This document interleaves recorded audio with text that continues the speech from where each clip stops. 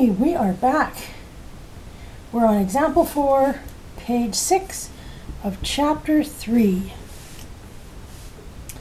So our last examples, we did purchase of net assets. Example 2, we issued cash. Example 3, we issued shares. So we saw both of those. So that's one thing we can purchase, net assets. The other one, and this one's going to be much more prevalent as we go through the course, pretty much once we leave this chapter, we're looking at control through purchase of shares. Whose shares are we going to buy? Well, Company B shares. Who holds Company B shares? We're going to pay cash to the shareholders of B Corp. Okay, so not Company B like we did in the last example. Everything went to Company B, but this, we're not buying Company B's personal shares. We're buying Company B shares that are held by shareholders. Okay, so a company issues a tender offer. This is the kind of language you use to the shareholders of B Corp for all their shareholding. So Company A wants to buy all Company B shareholders' shares. So they float an offer out that says, we'll pay you X dollars per share, and they decide on whether they're going to take it or not. In this case, they all got together and decided and voted or something and accepted the offer. On January 1st, year 2, so A company paid $95,000 in cash. So it's the same as the other example, so goodwill is going to be the same. Oh, not quite. We're going to do two different things. Ignore I said that. So they paid $95,000, so the consideration given up is the same for all their shares, and there were $2,000 of legal costs involved. Remember, with legal costs, it is an expense. So legal expense and credit cash.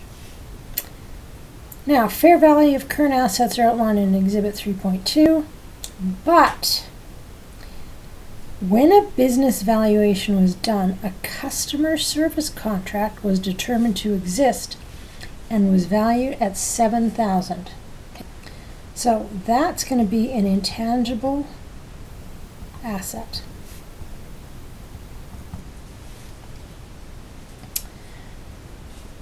Okay, and exhibit, that's on page 4, just like everything else. So, what's the first thing we do when we buy shares? It starts with shares or net assets. When we buy another company, buy control. Calculate goodwill. Okay? But remember I said, when we buy shares, goodwill calculation is more complex. It comes up with the same kind of idea, but it's slightly differently calculated.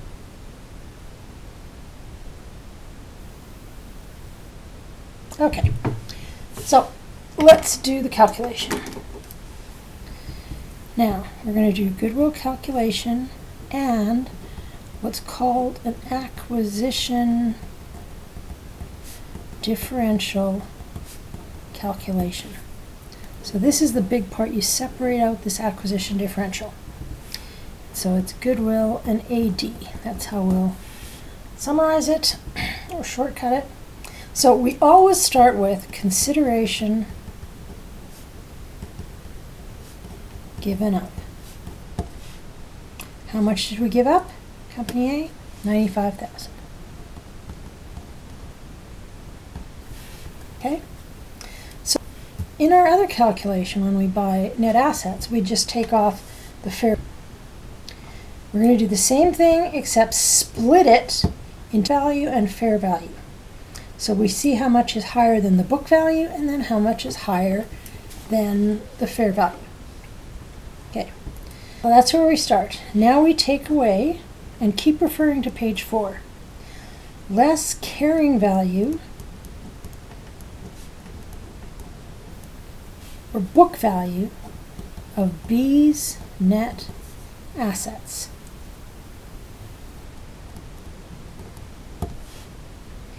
So I want the carrying value, so that's CV. What is the carrying value or the book value of B's assets?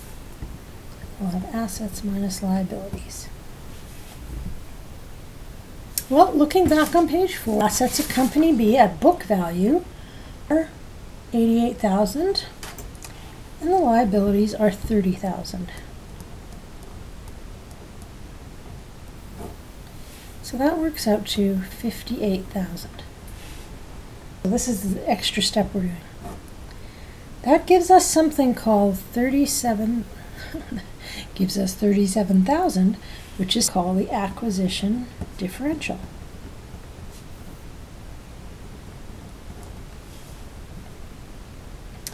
So then what you take off of this is fair value differential of B's net assets, which is just fair value minus carrying value. So we want to see how much the net assets and liabilities, so the assets and liabilities were written up or down. Okay, so bear with me. Don't put any signs on anything yet, okay? So, did B's assets increase or decrease? Well, what was the fair value? So we want FV minus CV. Fair value is $109,000. Carrying value was $88,000. So there's a $21,000 dollar, and it went up. So the assets went up. Now, what happened to the liabilities? Fair value minus carrying value. So fair value is 29, and the carrying value is 30. So liabilities actually went down by 1,000. Forget signs yet. And don't forget, remember I made a note way back that said watch for intangible assets like customer contracts. Well, we've got to add that on.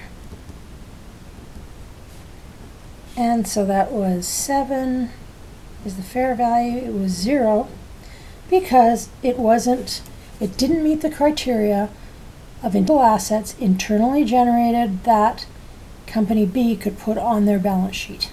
And that's way back from 315 also. And of course it also went up by 7,000. So here's the rule. If to make it fair value we have to debit it, we're going to add.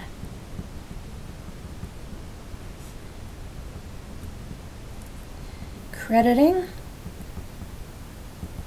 is subtract. Okay? So, assets went up from 88 to 109. Is that a debit or a credit? It's a debit. So it's going to be a debit and it's going to be plus. Liabilities went from 30 down to 29. Debit or credit? Well, if liabilities are going down, we have to debit them. So it's going to be plus. Now, a contract is an intangible asset. It went from 0 to 7,000. Debit or credit? Debit. Okay? So now, I'd total them. 21 plus 1 plus 7 is 20,000. And we want less the fair value differential. So 37 minus 29 gives us $8,500. for goodwill.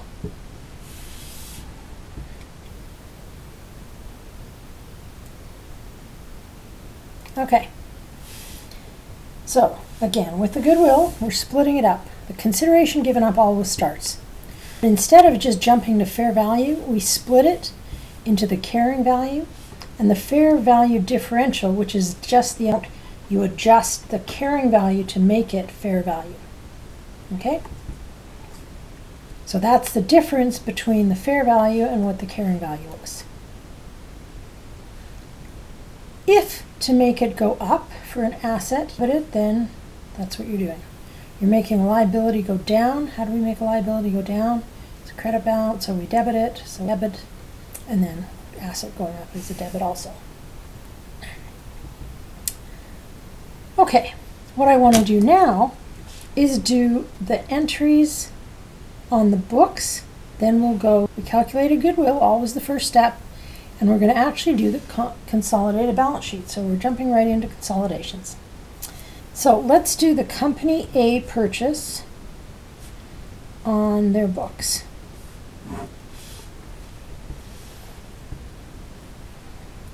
Okay.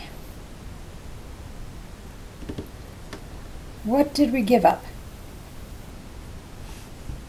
We gave up cash. Was it just 95,000? No, because there was a loss. So watch for that, you guys. They throw these little things in, okay? A lot of students find, if you can highlight it all over your final, it's on the computer. I'll think about that. But if you can highlight it or do something like that, it makes it a little easier so you don't miss anything, okay? Okay, so cash, it's 97,000. 95 plus 2. Now, what did we get? What did we buy?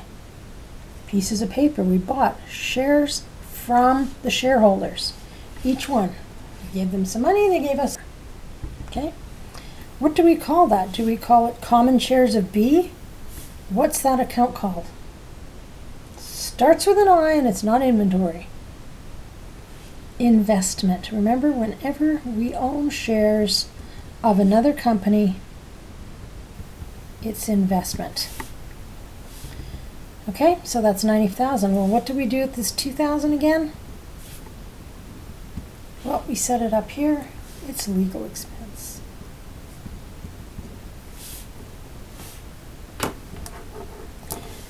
Now, this little T on our books is we will use cost or equity method for this.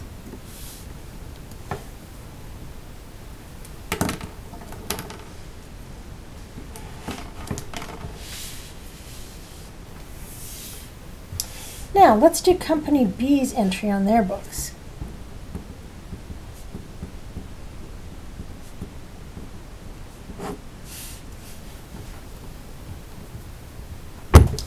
Okay, so what did company B actually get? They came up to our office and did they give us money? Did we get cash? No, who got the cash? Because these are company B's books. Who got the cash? The shareholders. Shareholders got cash. So no entry. Company B received and gave nothing.